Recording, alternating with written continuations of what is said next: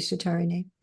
Vandeham Shri Guru Shri Yuta Padakamalam Shri Gurun Vaishnavamscha Shri Rupam Sagrajatam Sahagana Raghunatham Vitamstam Sajivam Sadvaitam Sadvadutam Parijana Sahita Krishna Chaitanya Devam Shri Radha Krishna Padam Sahagana Lalita Shri Vishakam Vitamscha Vanchakalpachubhishcha Kipasandhviyabhata Patitanam Pavanevyo Vaishnavevi Namo Namaha. Om Namo Bhagavate Vasudevaya. Om Namo Bhagavate Vasudevaya. Om Namo Bhagavate Vasudevaya. So we're reading from Srimad Bhagavatam, Canto 10, Chapter 60. Lord Krishna teases Queen Rukmini, text 44.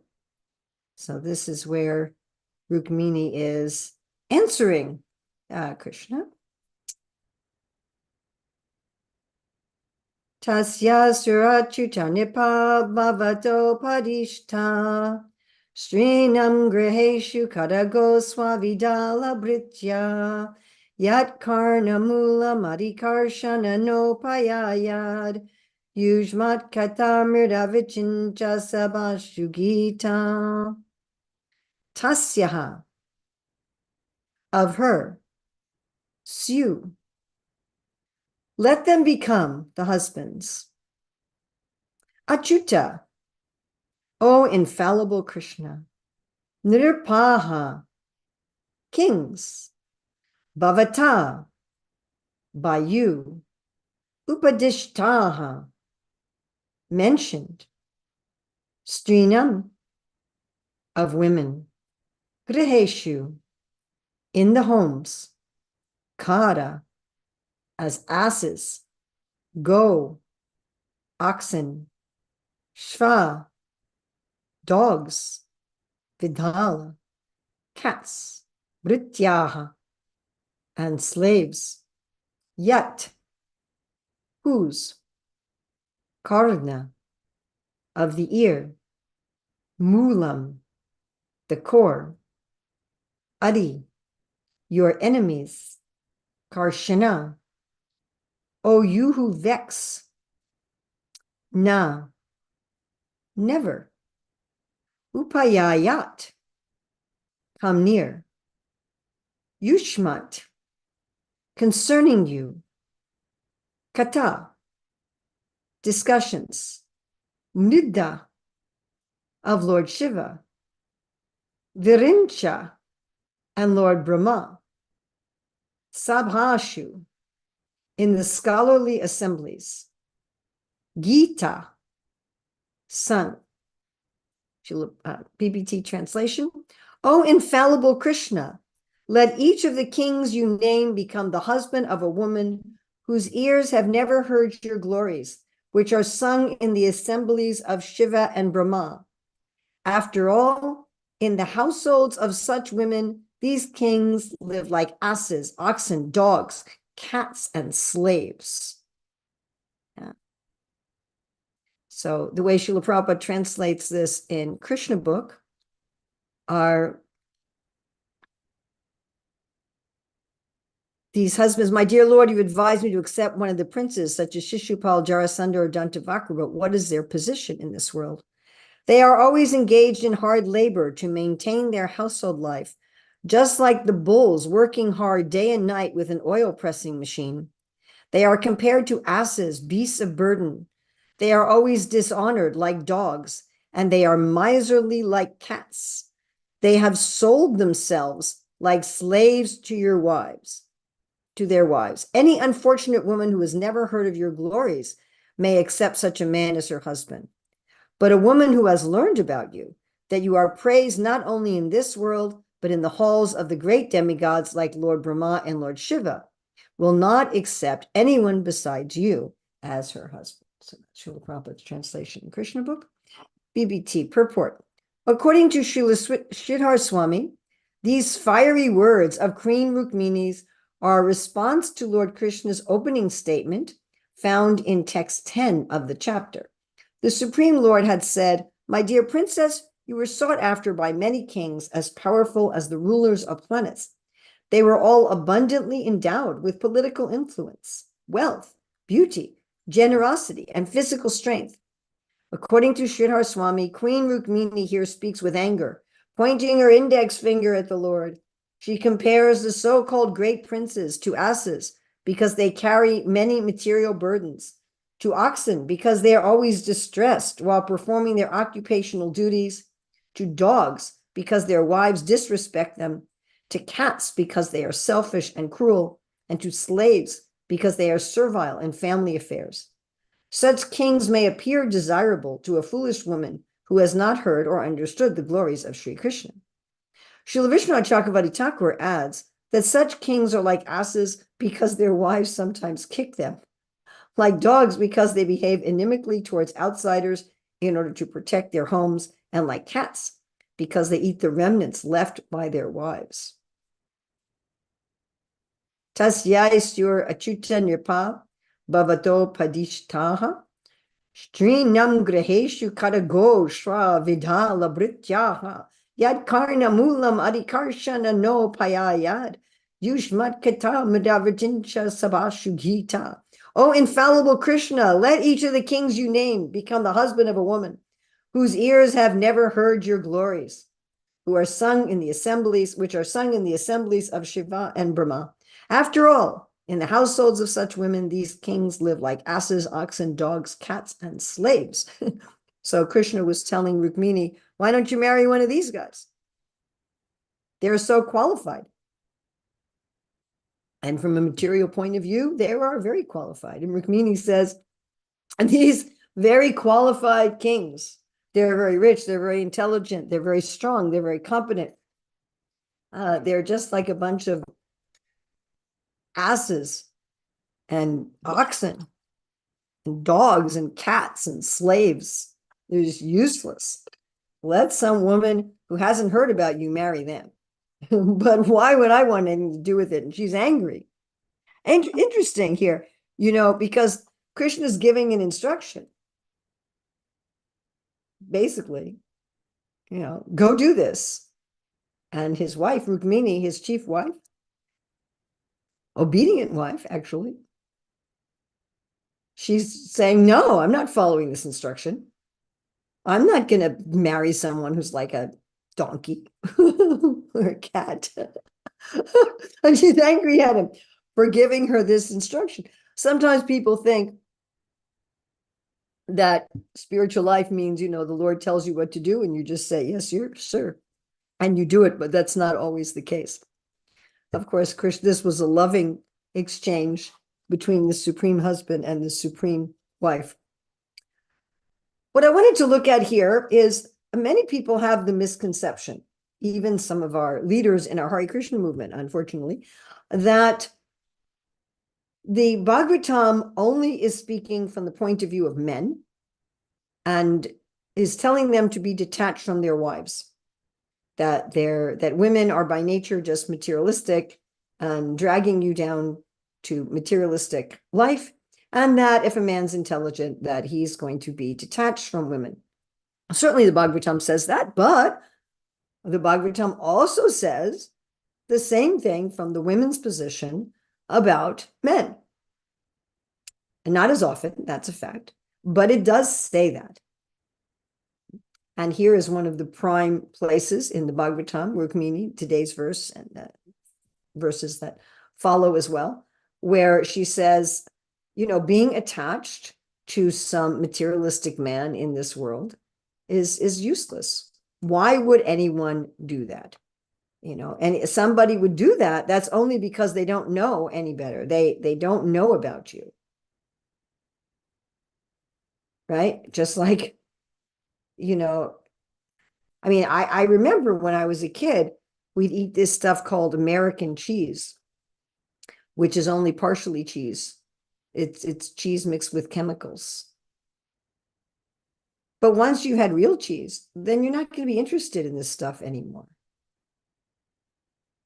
Or I remember the first time I had a tree-ripened, freshly picked peach.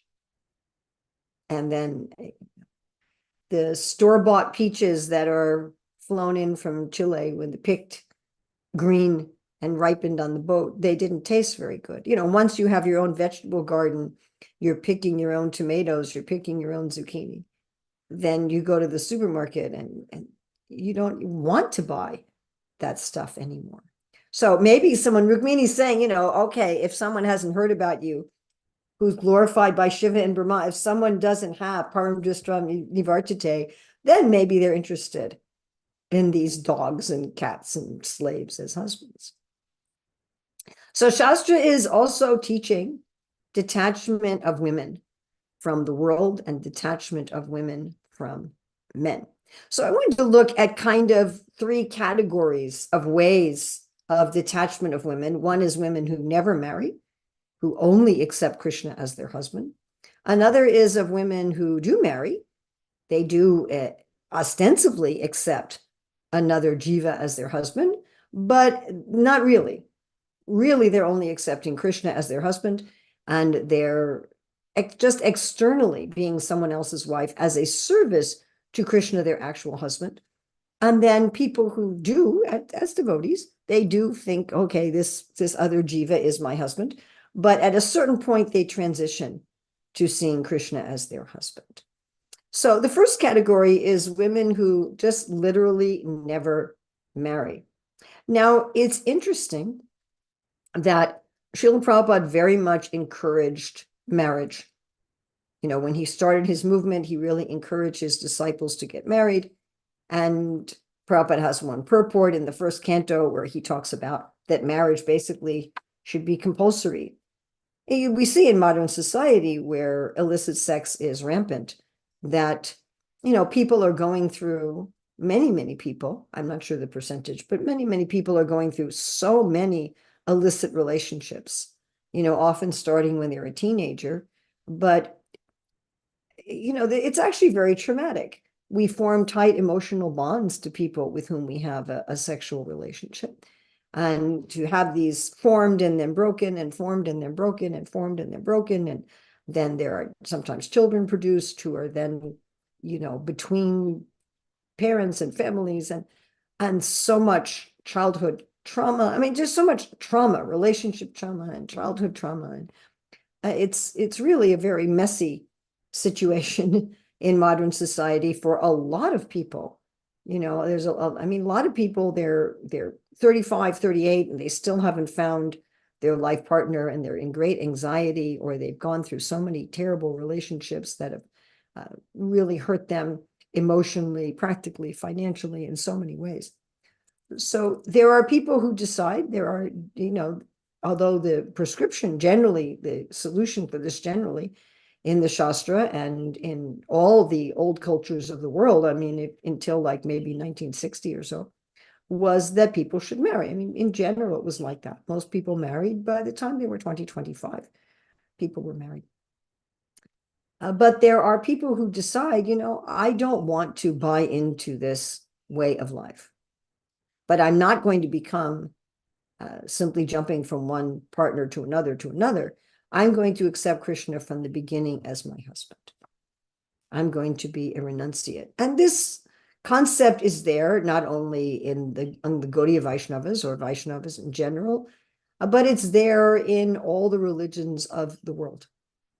So we have in Christianity, we have the nuns who consider themselves brides of Christ. Many of them even wear wedding rings, and they consider that they have married God, and therefore they're not going to marry anyone in the world. And there are also, of course, Buddhist nuns.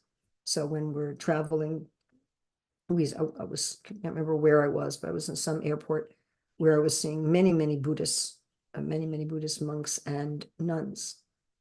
And of course, we have in our Gaudiya Vaishnava tradition, Srila Rupa Goswami talks about in Bhakti Rasamrita Sindhu, a fair-faced girl named Chandrakanta. And it was explained, how did she attain love of God? It said that she did not want to marry anyone. She always just thought of Krishna as her husband. And she danced all night in order to please Krishna, her husband. And Krishna was so pleased with her that he gave her his benediction, and she immediately achieved love of God. So this is a very wonderful situation.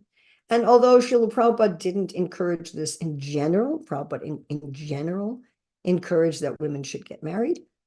He did say that there should be some provision for women who didn't want to marry. And Srila Bhaktisiddhanta Saraswati also actually arranged an ashram for women who wanted to not marry and live a life of austerity. And it was something that our acharyas encourage for those who are actually able to do it. You don't want, we've had people, I've seen many people who say, yes, yes, yes, they're 20 years old and I'm just going to marry Krishna. I'm not going to have any relationship with anyone else other than Krishna. Krishna is going to be my significant other, my partner, my spouse, everything to me. I'm not going to have a family in this world. And then they get to be, 25 or 30 and some good-looking man comes along and they're finished. Then they're just swept off their feet. And I've seen this happen many, many times, that they're not really fixed in this decision, but it is certainly possible. I have my good friend Prasanta, who runs the VIHE in Vrindavan, the Vrindavan Institute for Higher Education. And she was always determined, I am only going to have Krishna as my husband. So she was a beautiful young woman, and she was always being asked by various devotees or the temple presidents, but people in general, are you married? Are you going to get married? And she found that if she said to people, no, I don't want to marry anyone in this world, I just want to marry Krishna, that they would argue with her. They would give her a hard time. They would say just what I said, that so many people say they're going to do this, but they actually can't maintain it. And better to just realize you're going to marry anyway. So why not do it when you're young and in good health and so forth? And, why not actually do it at the proper biological time? Because you're going to do it anyway. And she was really distressed that she was having to, argue with these people and kind of defend her desire. And then one of her friends made the suggestion to her that when people ask you, are you married? Or have you found someone? Then you should just say, well, not yet. And then they'll leave you alone. So that's what she did. And she did that for many years until she got old enough that people stopped asking her the question. And then she shaved her head and put on white. I have another good friend in Vrindavan, Srimati, Devi Dasi. Before joining the Hare Krishna movement, she was in training to be an acharya in Astanga Yoga. She was an accomplished mystic yogini. And then she joined the Hare Krishna movement. And she also was very, very determined that there's no question that I'm going to have a family or a husband. I'm simply going to accept Krishna as my husband. And actually, her renunciation and her detachment from romantic activities was so obvious to everyone that even when she was a fairly young woman, she was put in charge of training the brahmacharis in Mayapur, because everyone could understand.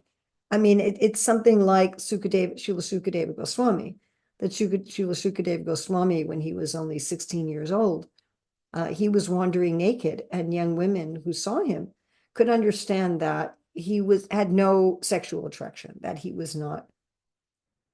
didn't have any lust. And therefore, even though they were bathing naked, they didn't cover themselves, because they could understand that this person who's passing doesn't see any attraction in us.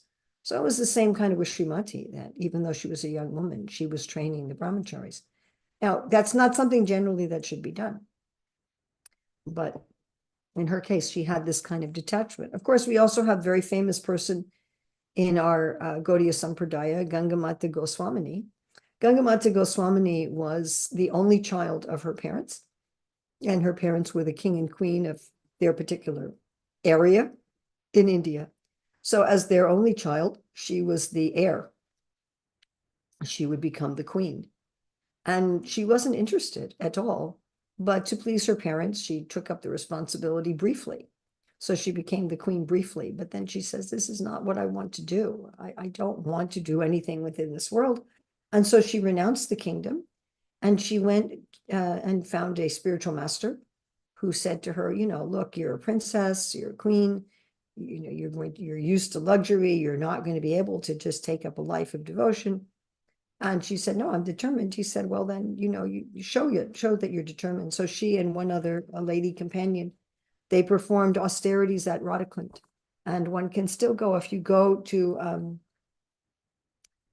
the Ghat, Manasapavana Ghat at Shamakund, there's a temple there where Ganga Mata, and I think her friend was named Lakshmi Priya, where they performed austerities there by the bank of Shamakund and Radhakund. And of course, later Ganga Mata Goswamini moved to Jagannath Puri. She was one of the initiating spiritual masters in our movement. She even gave initiation to the king of Jagannath Puri. But she was called Goswamini because she never married. She always just accepted Krishna as her husband.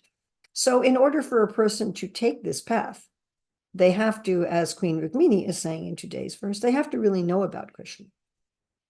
It can't be just some theoretical thing, I'm going to marry God, and who's God? I don't know who God is.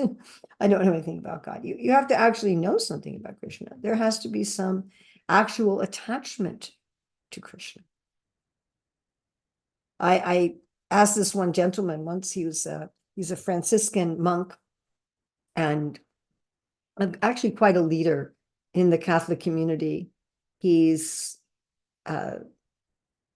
written a lot of books, very famous speaker.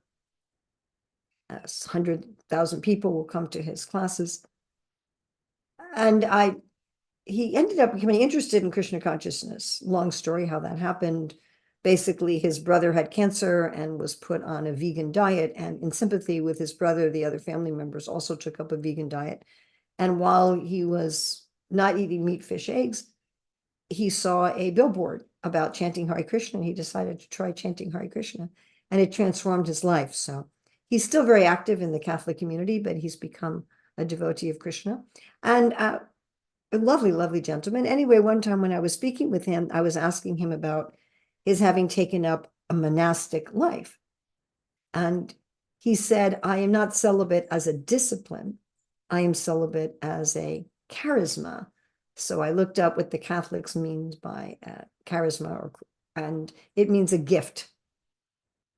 So just to be celibate and renounced as a discipline is dangerous because it may involve some sort of repression or suppression. And therefore we see so many examples of people who take up, men or women who take up celibacy and renunciation as a discipline, but end up getting involved in some romantic affairs later on. Whereas when it's a gift of the Lord, then a person can actually maintain it. Of course, one can throw away one's gifts, but then one can maintain it.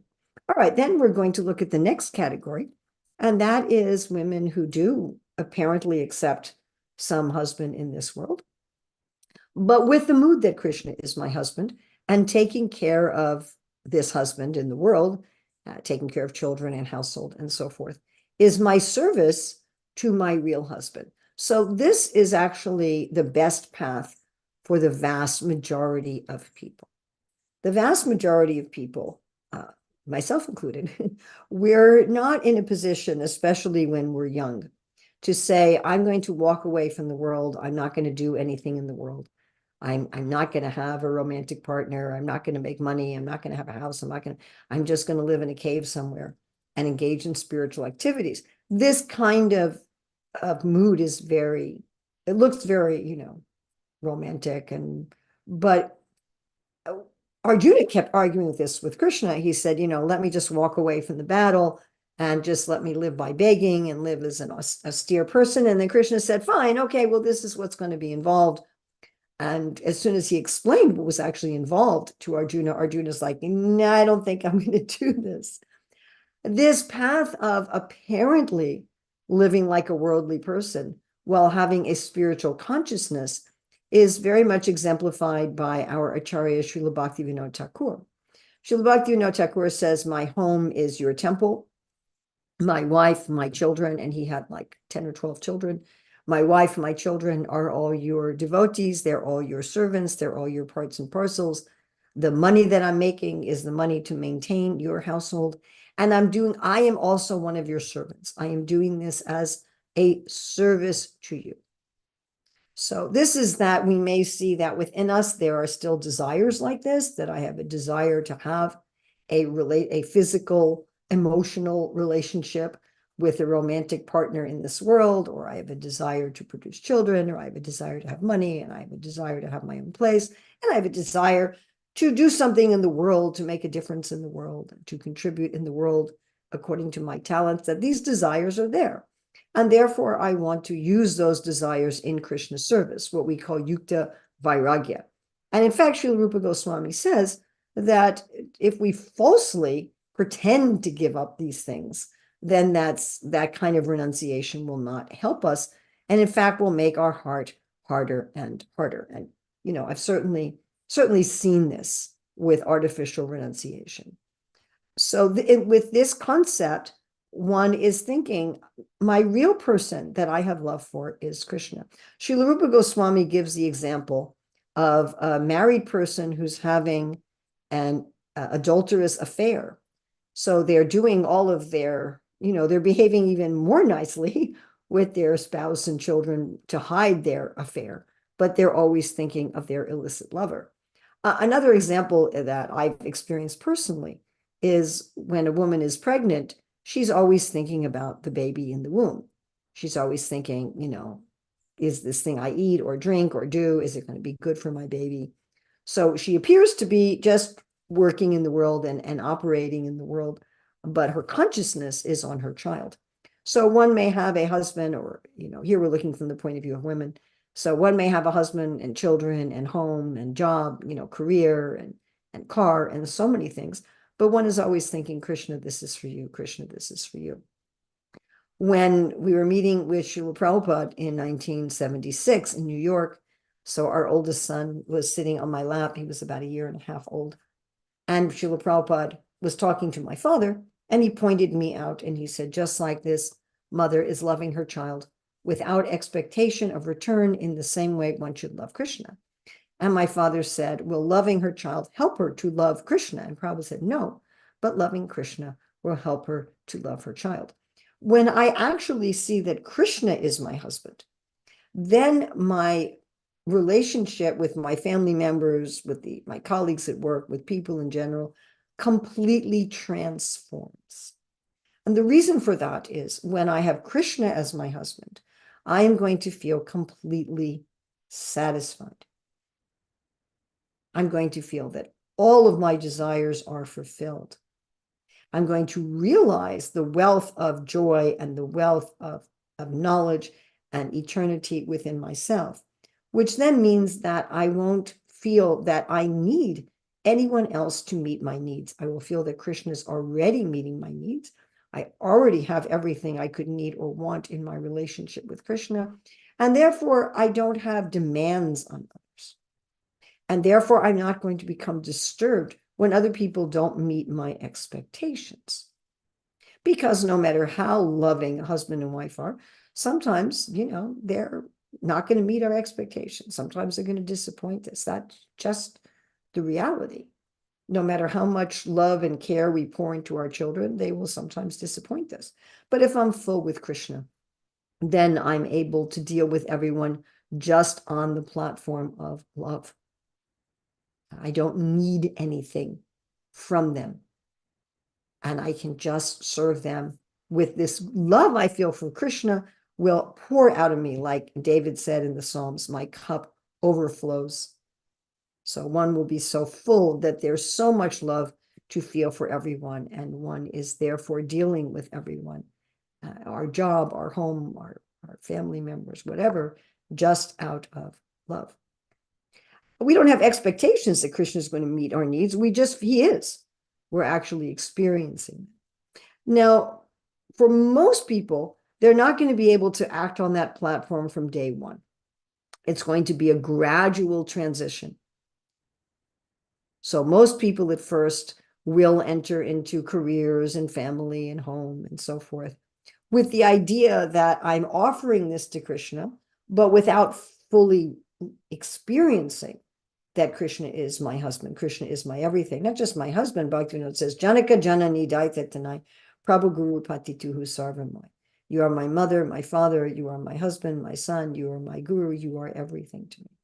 So at first that may just be a theoretical concept that we're working on And we do put expectations on the other people around us, and we do get frustrated with them, and we do get disappointed with them, and we do make demands upon them.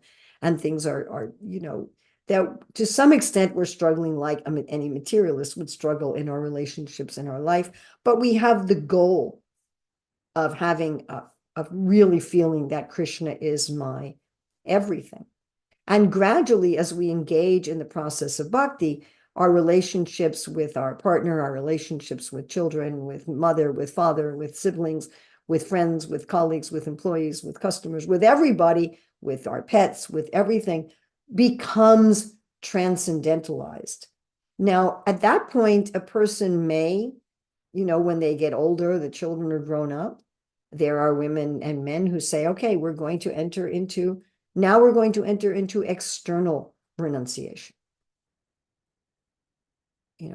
Where this is called the Vanaprastha ashram and then the sannyas ashram, that one says, okay, we're no longer going to be engaged in sexual affairs, in monetary affairs, even the internal feeling in our heart that Krishna is everything.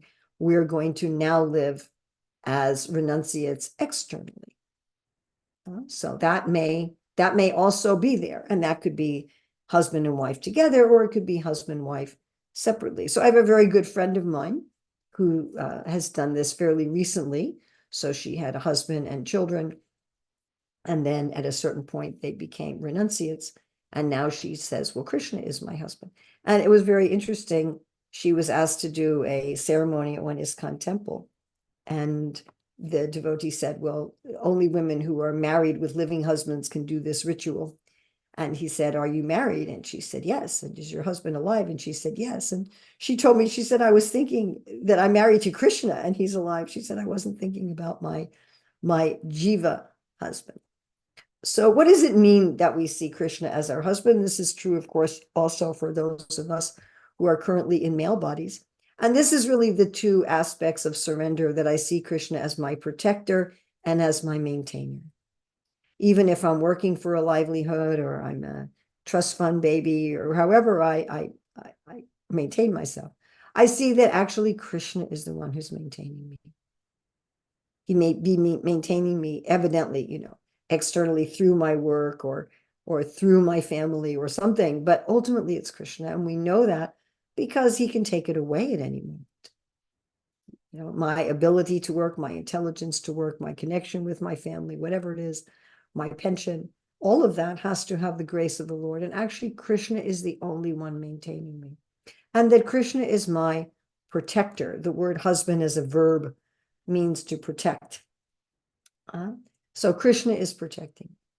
I cannot ultimately protect myself, nor can anyone else ultimately protect me. We just had the appearance day of Lord Nrsingadev, and there Prahlad Maharaj says that the boat cannot necessarily protect you. Parents cannot necessarily protect you.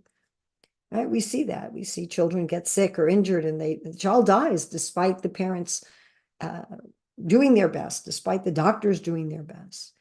Ultimately, Krishna is the protector. So we have this mentality, whether we never get involved in things externally in the world, whether we get involved in things of the world, but from the beginning with a consciousness that Krishna is my only protector and maintainer. He is my only everything. This is just a service. Or whether we gradually come to that position, a step by step, that, yes, I'm working in the world as a devotee, trying to spiritualize my worldly activities, and gradually I am doing so. Our only satisfaction will come when we see Krishna as our protector and Krishna as our maintainer, Krishna as our everything. And then once we have that love for Krishna, we have that love for all living entities.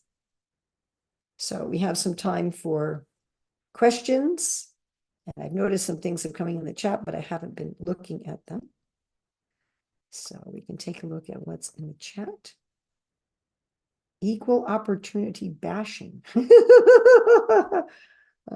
Why are all forms, so Jeffrey asked this question, why are all forms of detachment for women resultant in a form of marriage? The social construct is inherently misogynistic, and this is limiting to women and their spiritual connection with Krishna. Why not able to find the truth in something other than Madhurya Ras? Yeah, well, that is true. Janaka Janaki Daita Tanai Prabhu Guru Pati Guru Tuhu Sarvamoy. See Krishna as your child. See Krishna as your master. See Krishna as everything. Why are we talking about that here? Because that's the verse today. So I have a very firm determination that when I give class on a particular verse and purport, I really try to focus on that particular verse and purport. And when you focus on that particular verse and purport, then naturally there's other things you're not talking about. And if you try to talk about everything you could possibly talk about in relationship to the topic, there is no way that you would complete the class in the requisite amount of time. So you would all be here for the next 10,000 years. So yes, it doesn't have to be marriage.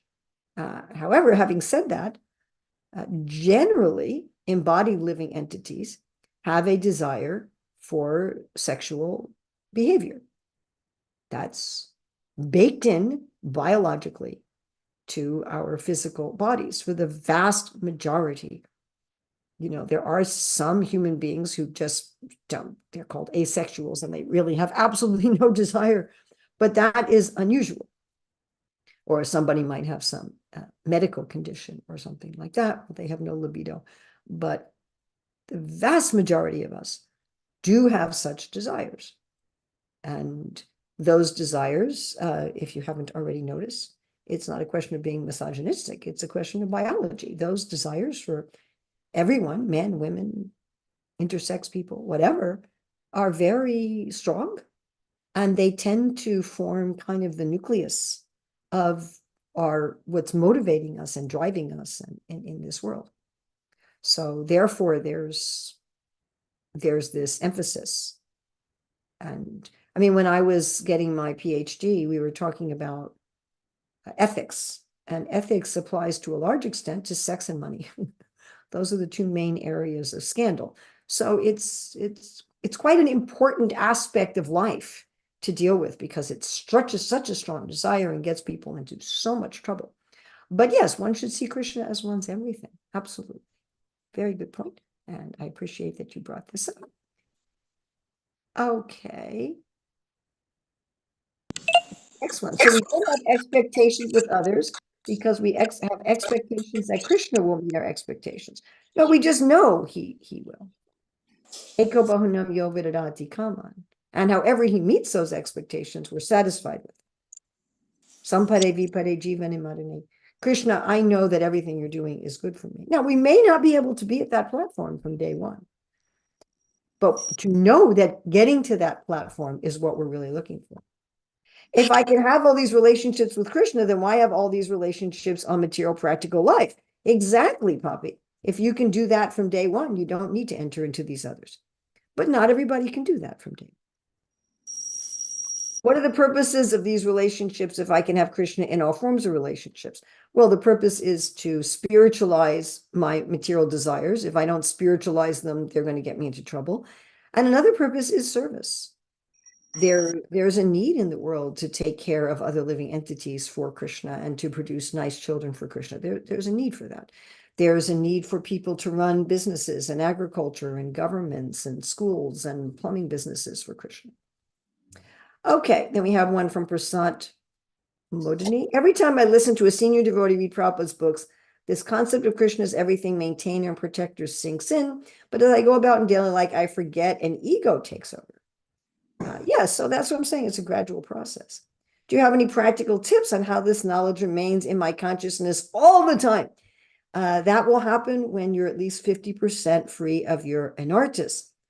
So according to Srila Vishwanath Chakravarti Thakur, we will not be able to be steady as long as we have these various attachments, but as by chanting, taking prasadam, reading the books, as our attachment gets down to 50%, then we will be steady. Now, even that steadiness is going to require some mental discipline where we'll have to pull our mind back to Krishna. When we get to the point of a Shakti, which is right before perfection, then our mind will automatically go to Krishna without any effort on our part. Will happen, don't worry. Rake Krishna Mare Ke, Mare Krishna Rake Ke. Yes, that's if Krishna wants to save me, no one can kill me. If Krishna wants to kill me, no one can save me. And this is a mantra you can remember. to help you remember this all the time, get a little mantra. I mean, I have my little mantras. In the end, it will all be okay. If it's not okay, it's not the end. Okay. Andal and Mirabai. Yeah, I don't think I have time to stay after class. I have a lot else going on. Okay, we have just a few minutes. Some of the people who've raised their hand. So Mr. iPhone has raised his hand. Yes. Yeah, go. Okay. Hi, Krishna, Mother Urmila. Very nice to see you again. Thank you for giving Hey, class. Krishna. Well, I wanted to take a quick second to plug your book, Career Dharma, and maybe formally request if you'd like to maybe come to New York sometime and give us some discourse on how we can arrange our lives according to our natures and in relation to service to Krishna. Oh, that would be very good. Also, my co-author Rukmini and I, we're trying to find ISKCON centers that want to apply not only the principles of career dharma in helping individuals work according to their nature, but in the relationship between the four fields in that center. So right now we're discussing this with Gita Nagari, with Radhadesh in Belgium, and with New Govardhan in Australia to actually have a center that puts these principles of career dharma into effect, not just on an individual level. So yeah, I mean, of course, I always like to come to New York. It's Wonderful. I'm a native New Yorker, probably know. Maybe we can add a Bhakti Center to that list. Oh, and thank you for saying nice things about my book. You can also write a review on Amazon. Sounds Please, good. please. Okay, Bima, yes, you had a question. Bima, who is now just a black rectangle, but your hands. Yes, that's what I am. I'm a black rectangle. That's my No, heart. you're not a black Um, rectangle. You're an effulgent, beautiful soul. And how may I serve you? Speaking of effulgent, beautiful souls, that was me asking about Amdal and Mirabai. I was introduced in college when I was taking poetry classes, and that was one of my introductions into Krishna consciousness, just the whole idea of this. It was in Christian mysticism. And then the teacher, the professor, went on to explore a bit of Eastern mysticism and was speaking about that sort of conjugal vow that nuns take. As you said, they wear a wedding ring, and then by expostulating on that concept, he mentioned Rumi, and then of course Andal and Mirabai. And I remember reading wonderful translations of their poetry, and I just wanted to say that talk about this. Oh, you can't, repress your sexuality in this world, or not. You can't, but it's a very, very hard for people who are not libidoless to do such a thing, and it can become. It actually is not advised. Repression of sexuality is a really bad. Exactly. So my whole thing is that, or my point here was that when we see in the poetry of Andal and Mirabai, you have no repression, but you have that dovetailing into the art of expression, whether it be music or poetry or deity worship or service. Whatever it is, it can be done in such a way, according to that. I have no experience of this, of course, but according to what I see reflected in their works, even in the dancing in kirtan, even in the dancing in the Sufis, the spinning, it is sort of, as you said, I can't remember the devotee Vaishnavi who danced all night for Krishna, that this wanting to share intimacy can be done and expressed in so many different ways other than that gross sexual, but that sharing of intimacy in a very, very fulfilling reciprocal way with a artistic expression towards Krishna, that of course it seems like that Krishna reciprocates with a very, like Andal in the end just gave her life gave her life to, I can't remember the deity, but she merged into the deity. Mirabai herself would only marry Krishna, only had Krishna in her heart. And of course, there's a big story behind that, and it's rather engaging. And that nurturing of our hearts towards Krishna is present in our movement that there's so many different ways in which to approach Krishna, and in every single way, whether it be in prayer and especially in chanting alone in japa in the middle of the night, that yearning, that lobha, is there and available for all of us, men and women included, to experience that intimacy, which is a part of our nature. That intimacy being the desire to love and be loved is at the foundation of it all, and that it isn't just about sexual, but it is about intimacy.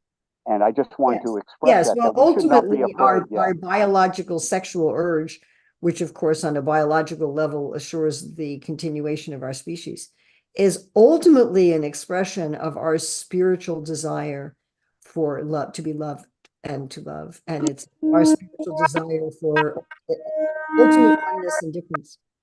Thank you very, very much. Hare Krishna. Thank you, Urmila Devi Dasi. Can you put the link to your book in the chat, please? Someone already did. Okay, cool. I see Amadar Priya has already.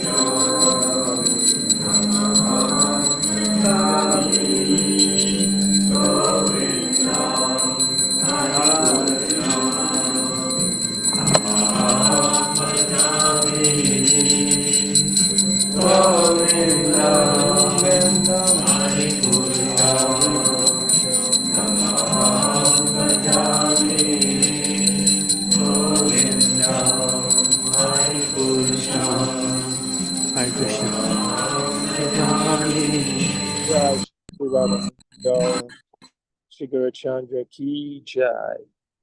This was the class. This class is our charisma, our gift from Krishna. Devotees Association is a gift. Everything is a gift from Krishna. That's my takeaway. Our family is a gift. All right. Would anyone like to glorify Krishna during this afterglow?